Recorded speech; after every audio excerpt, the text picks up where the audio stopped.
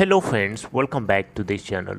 दोस्तों, इस वीडियो में रिलायंस और फ्यूचर को लेकर के हम लोग डिस्कस करेंगे, लेटेस्ट अपडेट को डिस्कस करेंगे। जैसा कि आपको पता है, फ्यूचर ग्रुप की लिस्टेड कंपनीज और उनके क्रेडिटर्स और शेयर होल्डर्स की मीटिंग रखी गई थी 21, 22 और 23 और 20 को भी थी। लेकिन क्या इस मीटिंग का आउटकम रहा, मीटिंग में क्या फ़ैसला लिया गया, और इसके ऊपर हम चर्चा करेंगे। साथ ही ये भी जानेंगे कि 100% वोटिंग में क्या हुआ।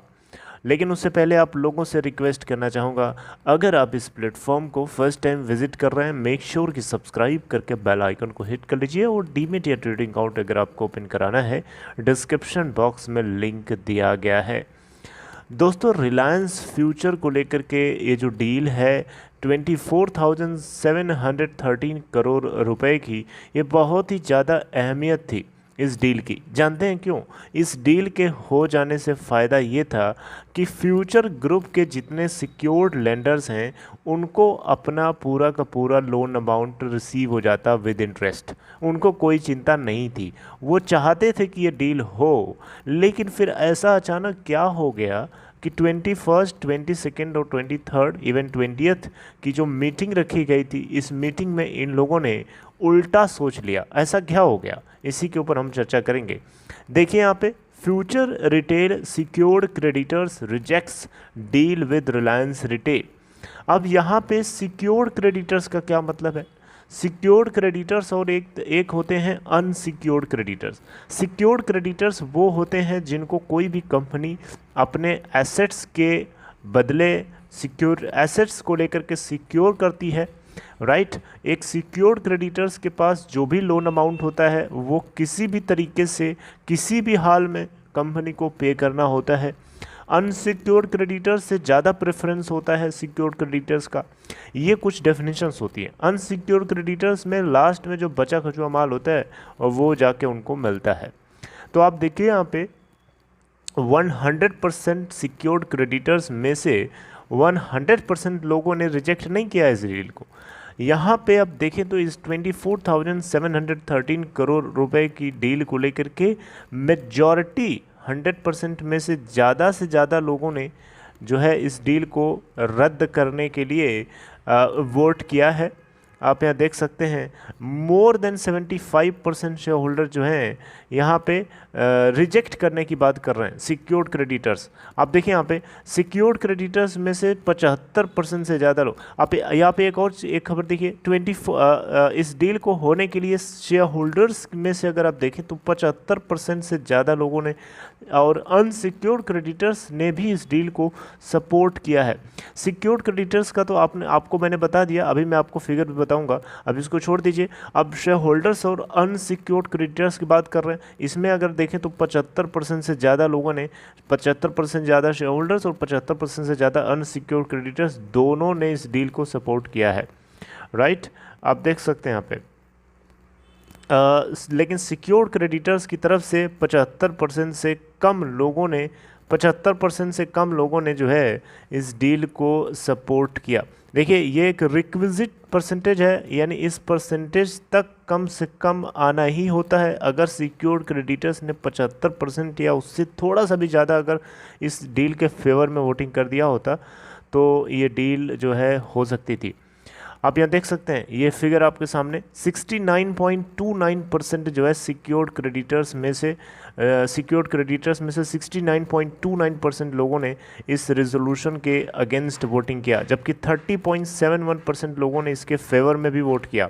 आप यहाँ देख सकते हैं, दोनों को सम करेंगे तो 100% निकल के आएगा, राइट। यानी 100% में से 69.29% लोगों ने इस डील को अपोज किया और 30.71% लोगों ने इस डील को सपोर्ट भी किया। अगर हम बात करें शेयर होल्डर्स की, तो देखिए 100% में से 85.94% शेयर होल्डर्स ने इस डील को फेवर में सपोर्ट किया, अपोज नहीं किया, जबकि 14.06% ऐसे शेयर होल्डर्स हैं जिन्होंने इस डील के अगेंस्ट वोटिंग किया, राइट। अब यहाँ पे 75% जो है वोटिंग जो है रिक्विजिट अमाउंट है, रिक्विजिट परसेंटेज है, इतना कम से कम होना ही चाहिए। अब वहीं अनसिक्योर्ड क्रेडिटर्स की बात करें तो 78.22% अनसिक्योर्ड क्रेडिटर्स ने फेवर में वोट किया, जबकि 21.78% जो है इसको अपोज किया। तो यहाँ से एक चीज़ क्लियर कट पता चलती है कि जो सिक्योर्ड क्रेडिटर्स हैं ये नहीं चाहते हैं कि ये डील हो, जबकि अनसिक्योर्ड क्रेडिटर्स और शेयर होल्डर्स ये दोनों चाहते हैं कि ये डील हो। राइट।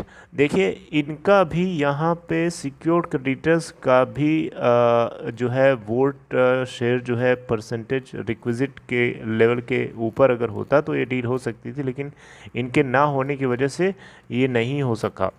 राइट। अब ये दोनों को क्यों लग रहा है कि इन दोनों को, अब ये अनसिक्योर्ड क्रेडिटर्स और शेयर होल्डर्स क्यों चाहते हैं कि ये डील हो, ये इसीलिए चाहते हैं क्योंकि इनको डर है अगर नहीं होगा ऐसा तो फिर ये तो डूब जाएंगे। राइट। तो इन लोगों को डर है, इसी बात से लेकर के इन्होंने भी रिलायंस की इस डील को सपोर्ट करने की कोशिश करी ताकि कम से कम यहाँ से एक साथ सबका भला हो सकता था। Okay, so are you getting my point. तो ये है एक्चुअली में डिफरेंस। अब देखिए यहाँ पे दोस्तों शेयर होल्डर्स में से 81.91% शेयर होल्डर्स सपोर्ट करते हैं इस डील को, वहीं 18.09% इनके अगेंस्ट हैं। ये फ्यूचर लाइफस्टाइल फैशन लिमिटेड के लिए मैं बता रहा हूँ। अभी इससे पहले जो मैंने आपसे डिस्कस किया ये वाले डेटा, ये फ्यूचर रिटेल लिमिटेड के लिए मैंने किया था। राइट। तो बहुत सारे फ्यूचर ग्रुप की कंपनीज़ की तरफ से ये मीटिंग बुलाई गई थी इनके शेयर होल्डर्स सिक्योर्ड और अनसिक्योर्ड क्रेडिटर्स के साथ इस हफ्ते 20, 21, 22 एंड 23। लेकिन 23 तो आज ही है, लेकिन अब ये मीटिंग जब इनके क्रेडिटर्स की तरफ से कैंसिल कर दी गई इस रिलायंस के साथ डील को लेकर के, तो फिर आगे ये बात ही नहीं हो सकती। बहरहाल आगे क्या अपडेट आएगी, क्या मूव लिया जाएगा, ये बात जो है आप लोगों से मैं ज़रूर डिस्कस करूंगा। लेकिन अब आपके दिमाग में एक क्वेश्चन आ रहा होगा कि इस रिलायंस के साथ डील को लेकर के बैंक्स या सिक्योर्ड क्रेडिटर्स नाराज़ क्यों हैं, क्यों चाहते हैं कि डील ना हो, ऐसा क्यों? देखिए इसके पीछे का सबसे बड़ा कारण ये है कि रिलायंस ने ऑलरेडी 4000 करोड़ रुपए के आसपास जो है 4800 करोड़ के आसपास का लीज पेमेंट कर रखा है फ्यूचर रिटेल लिमिटेड के कुछ स्टोर्स का, और जिसके बदले उसने 800 के आसपास जो है इनके रिटेल स्टोर्स अक्वायर कर लिए थे, शॉप्स इनकी छीन लिया था, इनसे पोजीशन में ले लिया था। तो अब रिलायंस को लगता है कि 24,713 करोड़ रुपए क्यों दें इनको, जब हमने इतना पैसा ऑलरेडी लीज अमाउंट के रूप में पे कर दिया है, प्लस हमने इतनी सारी इनकी दुकानें ले ही ली हैं, तो फिर 24,713 करोड़ रुपए देने का क्या लॉजिक है? तो अब रिलायंस चाहता है कि 24,713 करोड़ रुपए ना दे करके लोअर वैल्यूएशन पे इस डील को हो जाने दिया जाए, अब जो कि बैंक्स को बिल्कुल पसंद नहीं आ रहा है। अब यहाँ पे बैंक्स के सामने दो तरीके की बातें, दो तरीके की नहीं बातें एक ही है, बस उसमें दो तरीके की बातें रिलायंस कर रहा है। रिलायंस चाह रहा है कि ये जो डील है इसकी वैल्यूएशन 24,713 करोड़ से नीचे की हो, कम की हो, और साथ साथ में बहुत सारी कंडीशंस लगा रहा है, बहुत सारे शर्तें रख रहा है जो कि बैंकों को बिल्कुल भी मंजूर नहीं है, बिल्कुल भी इनको पसंद नहीं है। अब देखिए बैंक्स के सामने ऑप्शन क्या है, बैंक्स के सामने ऑप्शन क्या है, बैंक्स अगर इसको एनसीएलटी के अंदर लेके जाएंगे तो एनसीएलटी के अंदर तो जो इनको रिकवरी होगी उससे कहीं फार बेटर था रिलायंस के साथ डील, क्योंकि रिलायंस के साथ ये डील कर लेते तो एनसीएलटी के अंदर जाने से जो इनको मिलेगा उससे कहीं बहुत ज़्यादा इनको मिल जाता। राइट। अब एनसीएलटी के अंदर जाने से ज़रूरी नहीं है कि इसको रिलायंस ही एक्वायर करे, हो सकता है इसको अमेज़ॉन एक्वायर करे, लेकिन जो भी एक्वायर करेगा वो इतना पैसा तो इनको नहीं देगा, इनको हेयर कट 50% से ज़्यादा झेलना ही पड़ेगा, और 50% से ज़्यादा इनको रिकवर तो रिलायंस से हो ही सकता था। राइट। अब ये देखना होगा कि बैंक्स क्या देखते हैं, बैंक्स कैसे देखते हैं इस पूरे मामले को। अब ये जैसे जैसे मैटर डेवलप होगा वैसे वैसे मैं आपसे डिस्कस ज़रूर करूँगा। लेकिन कुछ भी कहिए, फ्यूचर ग्रुप को अमेज़ॉन ने पूरी तरीके से बर्बाद करके रख दिया, पूरी तरीके से बर्बाद कर दिया, और कोर्ट्स ने अपने आप में बहुत ही बड़ा रोल निभाया है इस कंपनी को बर्बाद करने में, क्योंकि कोर्ट्स में भी क्या है, फुटबॉल एक खेल बन गया था, एक मतलब इधर से फुटबॉल कोई मार रहा है उधर जा रहा, उधर से मार रहा उधर जा रहा, उधर से मार रहा उधर जा रहा, उधर से मार रहा उधर जा रहा, और किशोर बियानी पकड़ पकड़ के फुटबॉल सब जगह से ले करके पकड़ा रहे हैं। मतलब किशोर बियानी को एक तरीके से कहा जाए तो एक मतलब खेल का एक मुहरा बना दिया इनका, मतलब एक जगह से फुटबॉल को मार रहा है, दूसरी जगह जा रहा है, दूसरी जगह से मार रहा है, तीसरी जगह जा रहा है, और सब जगह पीछे पीछे दौड़ रहे हैं किशोर बियानी।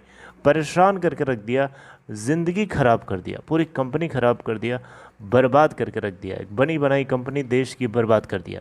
और ऐसे ही देश की बर्बादी होती है, किसी कंपनी की बर्बादी होने का मतलब देश की बर्बादी हुई। कंपनी बर्बाद होगी तो कंपनी के अंदर एम्प्लॉयज़ का काम करने वाले बर्बाद होंगे, और देश बर्बाद होगा क्योंकि टैक्स नहीं मिलेगा सरकार को। भाई सरकार को टैक्स तभी मिलता है ना जब कोई कंपनी ज़िंदा रहेगी, प्रॉफिटेबल रहेगी, फ्लोरिश करेगी।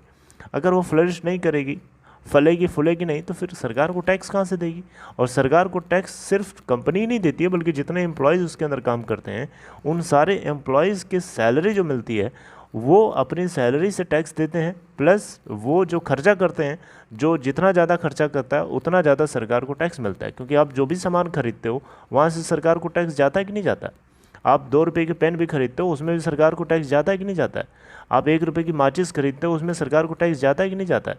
हर चीज़ आप जो खरीदते हो जाता है कि नहीं जाता है? जाता है, टैक्स हर जगह से जाता है। लेकिन आप खरीदोगे तभी जब आपके हाथ में पैसा होगा, और पैसा तभी होगा जब आप कहीं काम करोगे। और इस कंपनी के अंदर, फ्यूचर ग्रुप के बहुत सारे लिस्टेड कंपनीज़ के अंदर बहुत सारे एम्प्लॉयज़ काम कर रहे हैं, और अगर कंपनी डूब जाएगी तो काम करने वाले भी डूब जाएंगे, कहाँ जाएंगे बेचारे?